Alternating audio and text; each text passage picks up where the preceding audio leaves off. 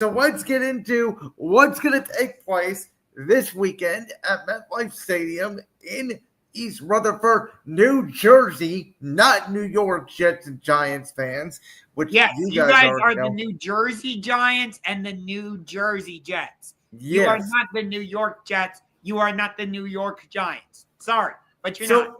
Before we dive into what matches we want to dive into, I'm going to make a general comment about the way they laid out this card, because I'm very interested and fascinated by how they went about booking what match on what night. Because night one has 3 non-title matches and 3 tag team matches, and night 2, out of the 6 matches, only one of them is a regular sanctioned match that's not a no disqualification match. So I thought they would balance out the card a little bit, but it's like they're putting all their eggs in one basket. Yeah, I would agree with you. I think they're banking big on, spoiler alert, I think Seth Rollins is going to cash in. I think this whole injury thing is a work. But CM Punk will win the World Heavyweight Championship, even though he should not be in this match, but whatever. He will defeat Gunther, and then you will hear, "Burn it down!" And he will come down, cash in, beat Punk, and walk out of SummerSlam as the World Heavyweight Champion. But when I look at the card overall, there's not really a match that I'm like, oh my God, I need to see that match. Like, there's not that match that stands out to me. They all kind of blend together, if you will. And that's where I disagree a little bit, because maybe it's because I'm comparing this to the WrestleMania card, because the WrestleMania card, again, as much as I liked Mania, I did feel like it was a little blah in the build. I at least think they have tried harder with this build. They're trying to make SummerSlam feel bigger. I There is only, out of the 12 matches announced in this card, there's only one match that I'm like, about.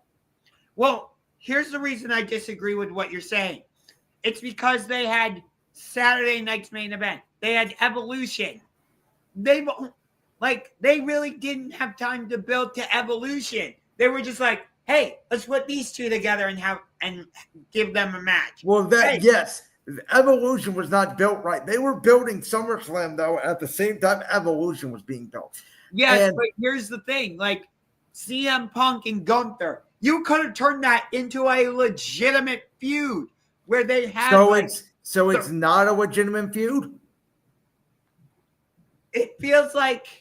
The feud has only just started, and now they're having the match. Well, that, to me, there's 2 ways you can look at this.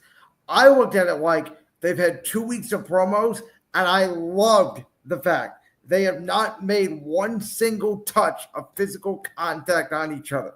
This is a very different build. It's a war of words. It's about CM Punk being the old guy who still thinks he is the best in the world, versus the guy who many people today are calling the best professional wrestler in the world.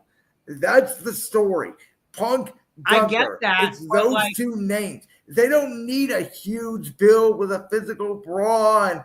I very much have enjoyed this style of build for this specific match, because this doesn't have to be a one-off.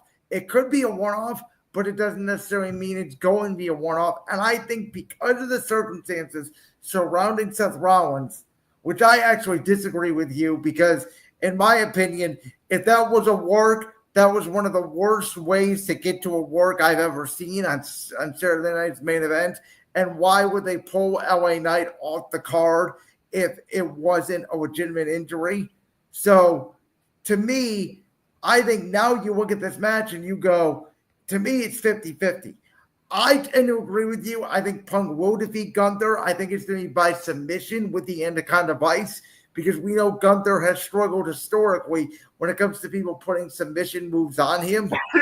But I could very well see a scenario where Gunther does defeat CM Punk. He retains the World Championship, and we go along this journey with Punk of, oh my God, he's an old man. He can't do it anymore. And he's trying to chase and chase and chase the world championship, his last legitimate world championship run. So I'm not saying I want the feud to be extended so they can have like physical brawls and all that, but I want more promo battles between them. Like, we got the promo battle they had last night was really good, but I want more of that. Like, give me more meat on the bone. Well, if we had more time, they had only 2 Raws to build this thing after CM Punk became the #1 contender. And that's my primary issue is, like, if you had established this feud earlier, you could have built it up more. Again, I'm not saying they should have gone into physical brawls, but for 2 weeks they've done a hell of a job. Yeah, you don't need to sell. To me, the way I look at it, you don't need to sell Punk versus Gunther. Punk versus Gunther sells itself. No, here's my thing. I agree with what you're saying, but it just feels like they had to rush into the feud. Does that make sense? Yes, though I do think the feud itself wasn't rushed because I don't think it wasn't planned. Like, I remember they started it.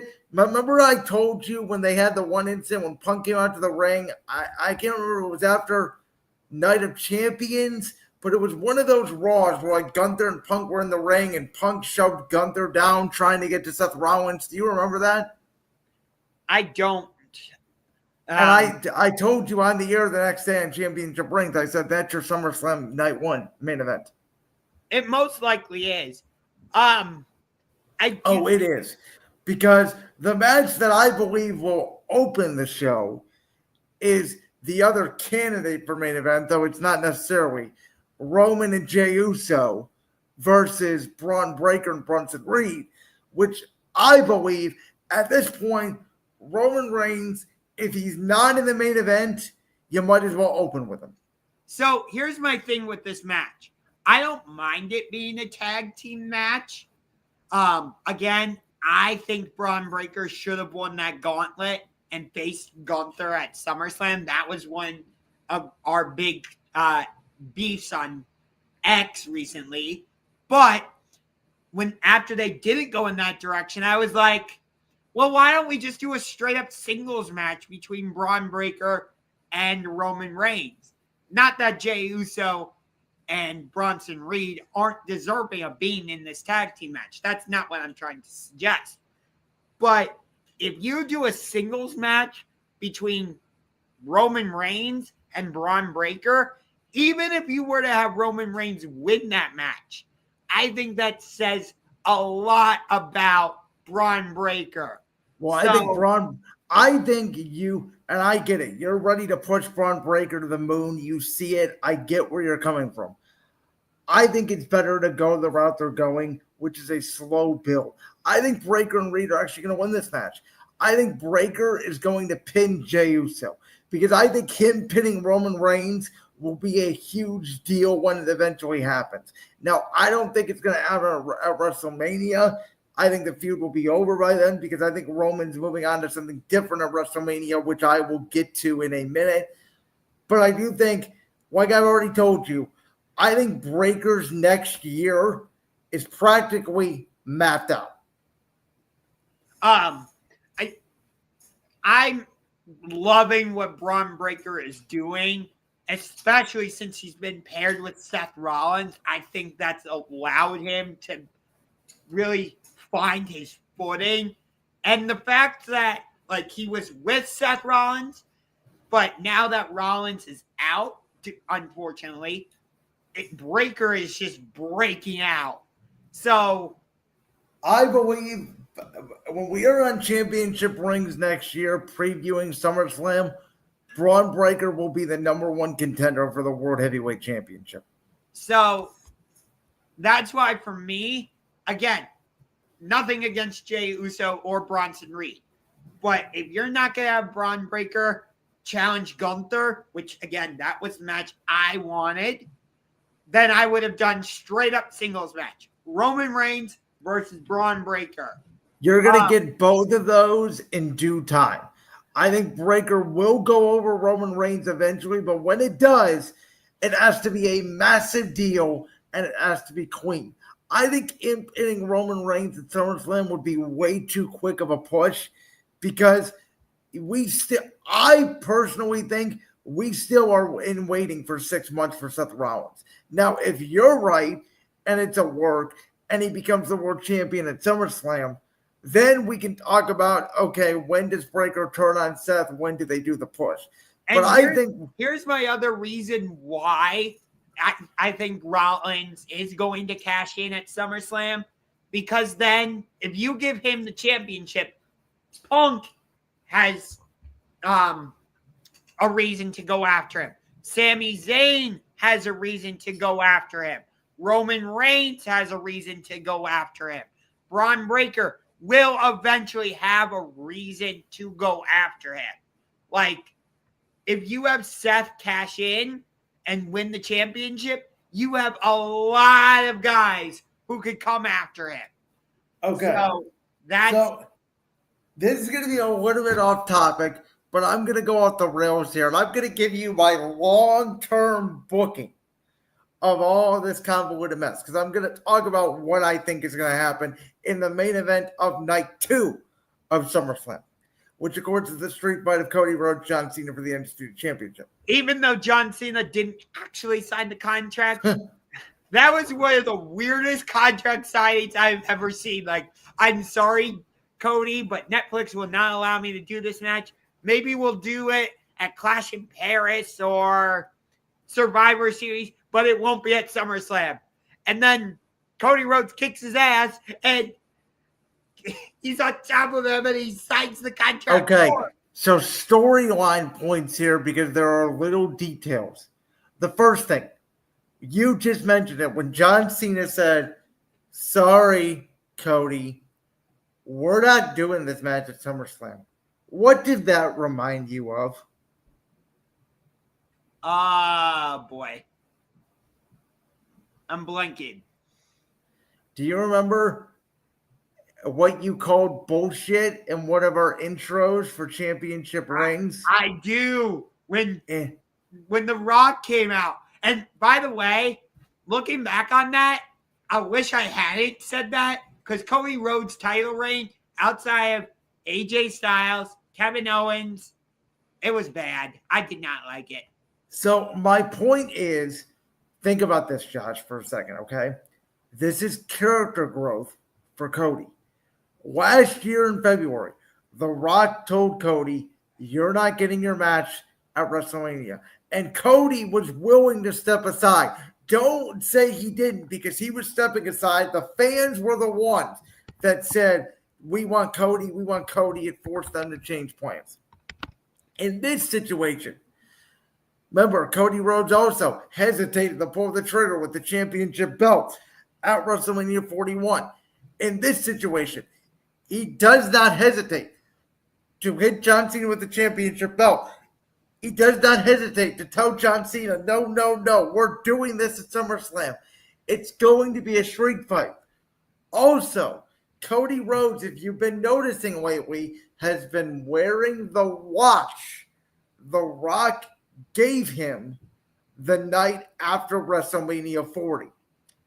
What I believe we're going to get in the street fight is this. I do think the final boss appears at SummerSlam. I think we're going to get a double turn. We're going to get Cody Rhodes aligning himself with the final boss. We are going to get a heel, undisputed WWE champion in the American Nightmare, Cody Rhodes, and a babyface John Cena to end his retirement tour. Now, this is where the long-term booking comes into play. The Royal Rumble 2026 in Saudi Arabia. The winner of that match will be babyface OTC Roman Reigns. The main event of WrestleMania 42 will be the trilogy between Roman Reigns and Cody Rhodes, with them switching sides. Roman the baby, Cody the heel. Here is the caveat, though. Both men are going to be down in the ring. And at that point, that's where you hear, burn it down. Seth Rollins comes back, recovered from his ACL, heist of the century 2.0. Seth Rollins cashes in, makes it a triple threat match. He then walks out of WrestleMania 42, the undisputed champion. Now that Seth Rollins is champion, Bron Breakker starts to get upset. Oh my God, you didn't tell me that we were on these plans. I was the leader here without you. I dominated Raw without you. And eventually, Breakker turns on Rollins. And the main event of SummerSlam next year in Minneapolis is Seth Rollins defending the Undisputed Championship against Bron Breakker, where Bron Breakker finally gets his moment to break out.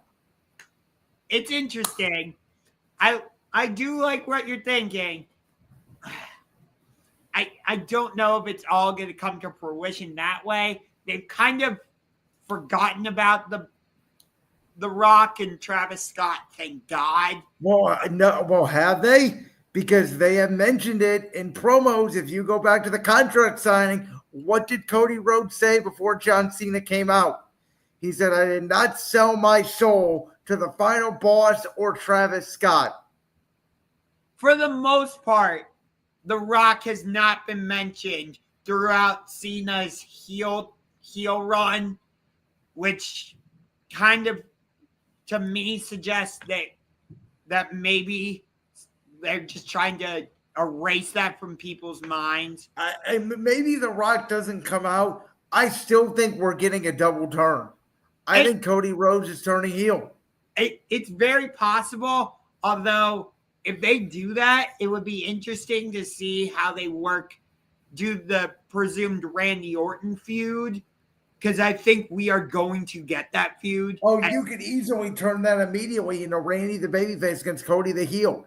Randy saying, what the hell, Cody?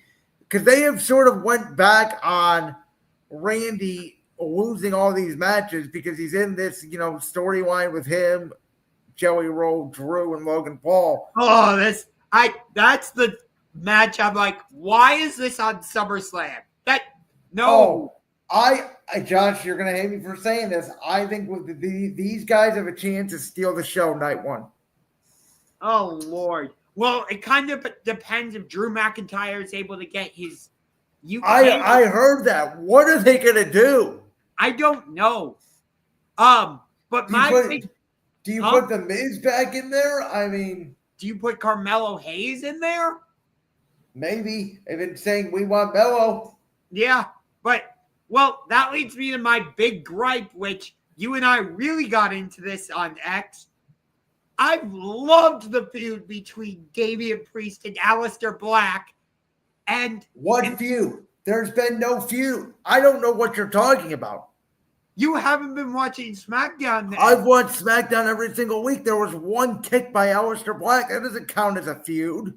They've had I don't know. Priest is in the middle of the triangle with Truth and Black. That's the feud. They've been having back interactions backstage and stuff. That's not really a feud. I disagree with you there.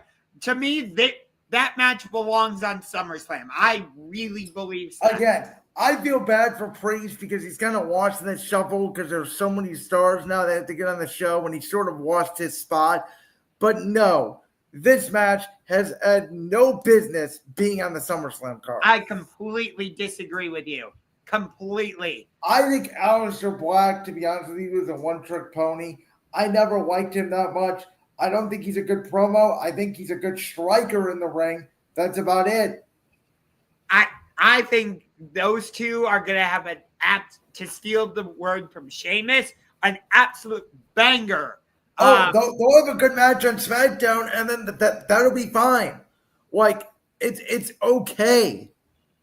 I think it belongs on SummerSlam. I really do. It's had more build than Jade versus Tiffany Stratton. Come on. Well, I think it's about equal, but Jade is the queen of the ring, so she gets her shot at SummerSlam. I'm not saying Jade versus Tiffany doesn't belong at SummerSlam, but like, well, tell me what match you're taking off. Honestly, I'm taking off Randy, Jelly Roll, and Drew and Logan. So you're going to take off a celebrity involvement to get more people for the masses because you want to book a match that might get a 4-star rating from Dave Meltzer, basically. Yeah. And that is why we disagree so much, because you don't really care so much about the sports entertainment factor of the business, which that is what makes the business. Look, I get it. Like, it's nothing against Jelly Roll. If it was straight up Randy versus Drew, then I would say, yes, it totally belongs on SummerSlam. And I want Jelly Roll to prove me wrong. I do. Oh, I think he's going to prove you wrong. I think Jelly Roll is going to have a hell of a match. I think it's going to be, that's what this sport is. It's entertainment. And I think night 2 has all nothing but extreme matches. Night 1's going to be your fun comedy night, except for Punk and Gunther, the main event, which is going to be a 5-star classic. Yeah. It's interesting with Roman, the tag team match with Roman, Jay, Bronson, and Breakker. Mm-hmm. To go back to that, I really liked the opening segment for Raw last night with Paul Heyman and Jey Uso.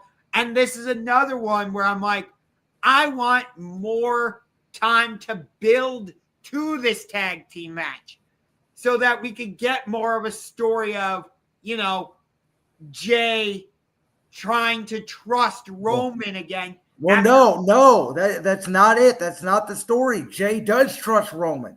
The story, because they already established that at Survivor Series, in War Games. They are now friends again. They are now equal. The story now is Jay is Roman's equal because Jay has won the World Heavyweight Championship. The story after SummerSlam is going to be, now that Roman Reigns is away again, who's going to save Jey Uso? And the answer to that question is going to be, returning to Monday Night Raw, they are going to reform the Usos.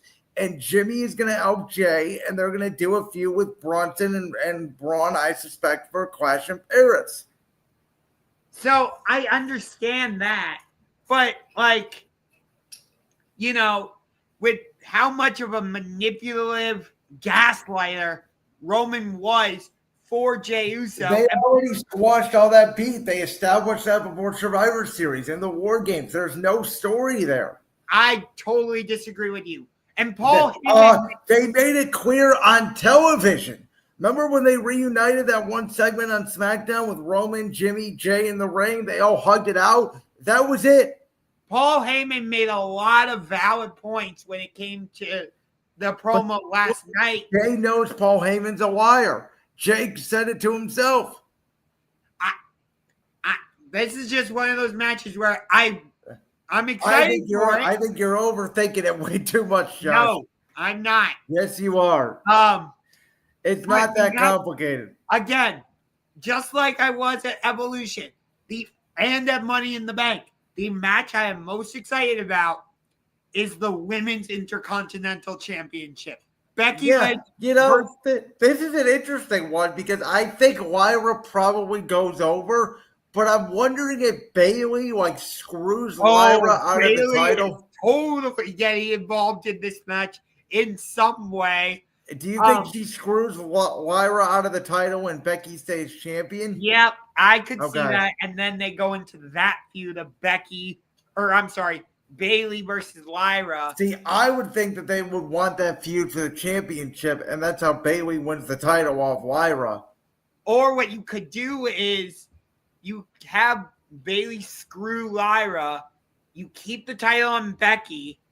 Bayley is then the one who takes the title off of Becky, and then you have Lyra take the title off of Bayley, and that's how you put the IC championship back on Lyra. There's a lot of possibilities, and I like the fact it's no DQ, no count out. There must be a winner. Yeah, and they're keeping the stipulation in place that if Lyra does not win the championship, she can't challenge Becky. Yep. Again, how is it that they're doing such a good job with the Women's Intercontinental Championship, and then you were there for SmackDown, they just randomly have Kiana James with Julia, and Zelina Vega comes up to her backstage and goes, can I, like months later, and goes, hey, can I get a rematch for that title? Like, what?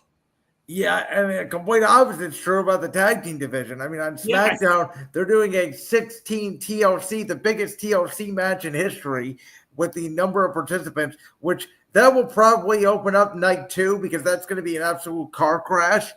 Yeah, and then on Raw, we have Judgment Day, I guess, is the World Tag Team Champions. And, I mean, they had a good match with LWO last night, but maybe the Usos, maybe that's how they get the tag team titles on Judgment Day. Once Liv comes back, the Usos are the one to take the titles off them. That's how they start the Judgment Day descent. I don't know. I have to say, the Judgment Day might be the best faction in the modern day. There's been 4 or 5 different iterations of them. The Shield's better. I'll put the Shield up there easily. Okay, I would agree, but Judgment Day is top 2 or top 4. I think they're free. I'd put the Undisputed Era over them personally. Okay, I was a big fan of the Undisputed Era back in NXT. Okay. Again, I'm just talking modern day. No, I agree. That's what I mean. Modern day. The Shield, which I think would be considered modern day to me, and the Undisputed Era. Okay. But every time you think the Judgment Day is breaking up, they find a way to recreate themselves. Oh, Liv Morgan's out. What's going to happen with the Judgment Day? Let's just stick Roxanne Perez in there. Yeah, it's the group that'll never die. Now, I do think Raquel and Roxanne retain against Alexa and Charlotte, though I have been enjoying this tag team with Alexa and Charlotte on SmackDown, and it's gotten Charlotte away from the world title. I think it's made her a little bit more likable, in my opinion, just not being in the world title picture. And you can tell they're both having fun with it. I would not. I see what you're saying about keeping the titles on Raquel and Roxanne. I wouldn't be mad if they lost the titles. I just think you don't make the title change until Liv Morgan comes back. That's just my thought. But I think they actually do the title change. I do. You could do the title change, then you could always put it back on Roxanne and Raquel. It feels like they're trying to put more of a spotlight on the women's tag team division. They tried more in the past month than they have in the past 2 years. I know, because it feels like they sometimes forget that the women's tag team titles are even a thing. Hell, sometimes I forget.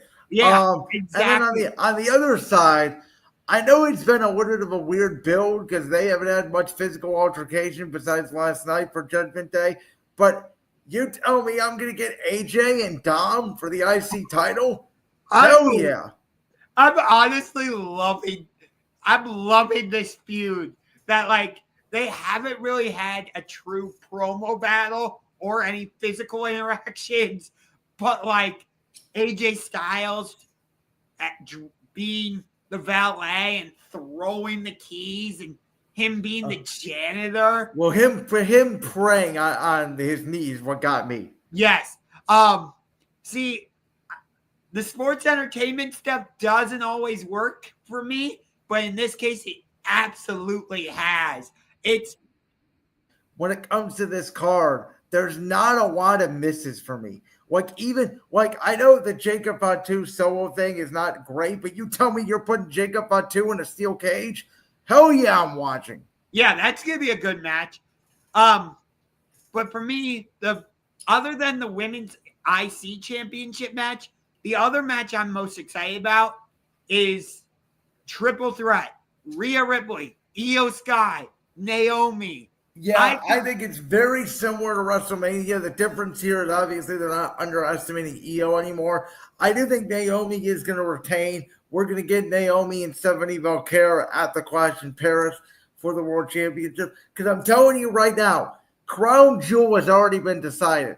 Women's champion Jade Cargill versus women's world champion Naomi. I would not be surprised. Although I could see them putting the title on Stephanie Baker at Clash in Paris. But here's my thing with this triple threat. Kind of like at WrestleMania, I can make a solid argument for Rhea Ripley winning. I can make a solid argument for Io Sky winning. I can make a solid argument for Naomi winning. No, I actually disagree. I think there's no way Naomi loses the title here. I think Naomi retaining is the most likely scenario, but would it surprise me if Rhea Ripley walked out as champion? No. Would it surprise me if Io Sky walked out as champion? No, it would not. Again, it would surprise me because I'm already booking ahead. I have Crown Jewel locked. Jade's going to beat Tiffany. Naomi's going to retain here. That's your match. That's the final match in the feud. And at that show, Naomi goes over.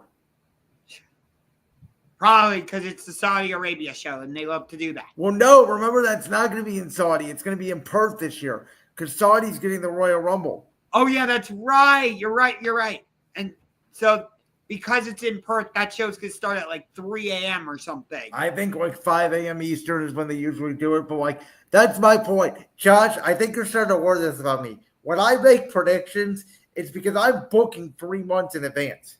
Okay. By the way, AEW Dynamite tomorrow.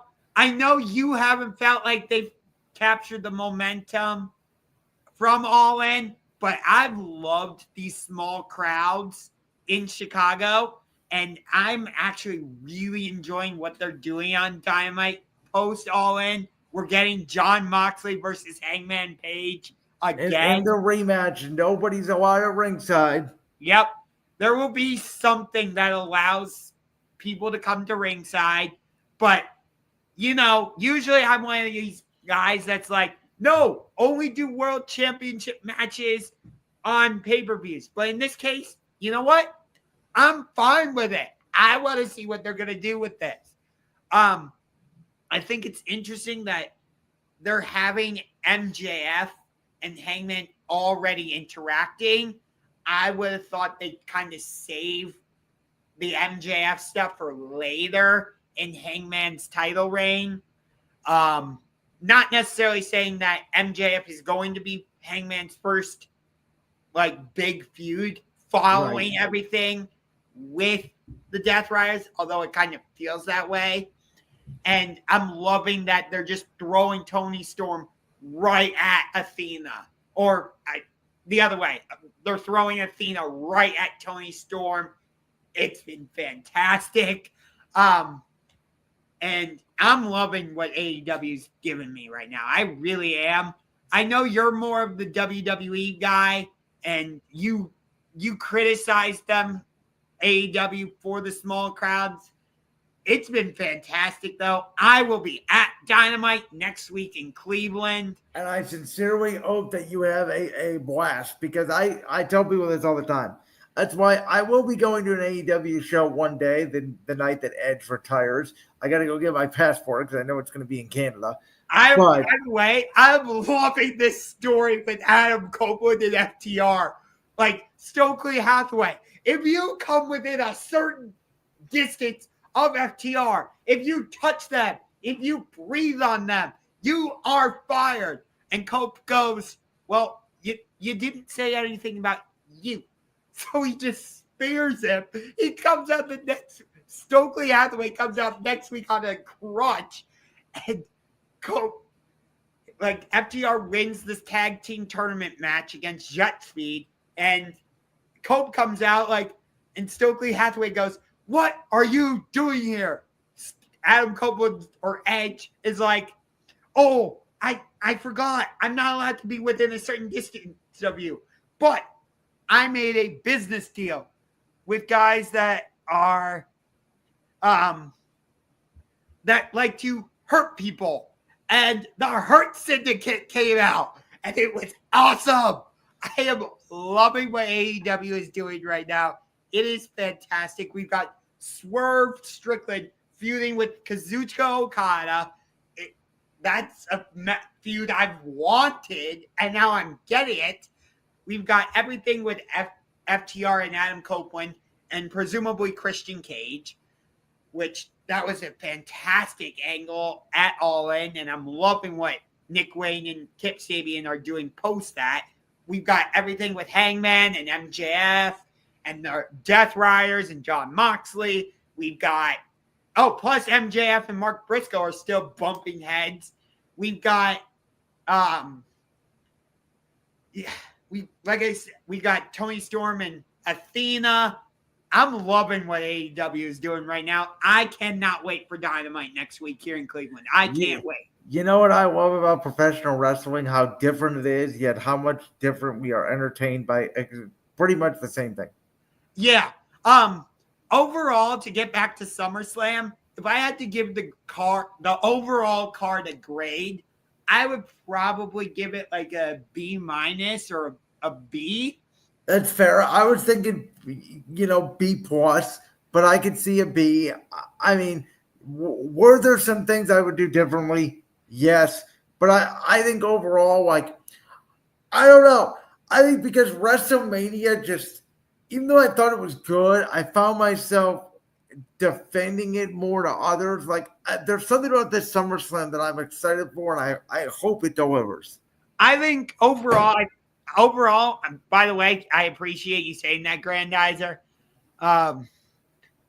But overall, I think the SummerSlam card is better than WrestleMania. But because they had Saturday night's main event, because they had Evolution, a lot of these matches didn't really get the time I believe they deserved to build for their respective matches. That's fair.